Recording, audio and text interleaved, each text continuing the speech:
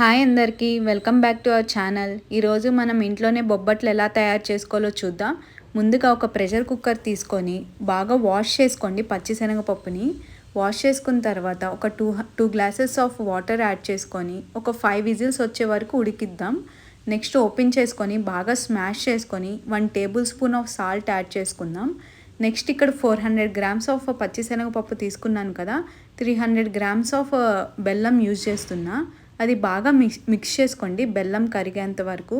అలా తిప్పుకుంటూ ఉంటే మంచి కన్సిస్టెన్సీలో వస్తుంది. అలా తిప్పుకుంటానే ఉండాలి, లేకపోతే అడుగంటుతుంది.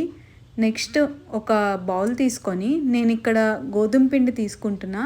అందులో కొంచెం సాల్ట్ యాడ్ చేసుకొని మిక్స్ చేసుకొని పక్కన పెట్టుకుంటున్నా. కావాలంటే మీరు మైదా కూడా యూజ్ చేసుకోండి. చిన్న పీస్ ఆఫ్ డ్రై కోకోనట్ని యాడ్ చేస్తున్నా అండ్ ఇలాచీ పౌడర్ని కూడా కొంచెం యాడ్ చేసుకొని ఒక ప్లేట్లోకి తీసుకొని అది చల్లారేంత వరకు ఉంచండి. నెక్స్ట్ నేను చూపించినట్లుగా మీరు కావాలంటే చిన్నగా రౌండ్స్ చేసుకోవచ్చు, పెద్దవి కావాలంటే పెద్దగా రౌండ్స్ చేసుకోవచ్చు. అది మీ సైజుని బట్టి మీరు చేసుకోండి. నెక్స్ట్ ఆ పిండిలో మనం చేసుకున్న బాల్స్ ఉన్నాయి కదా, స్టఫ్ చేయండి.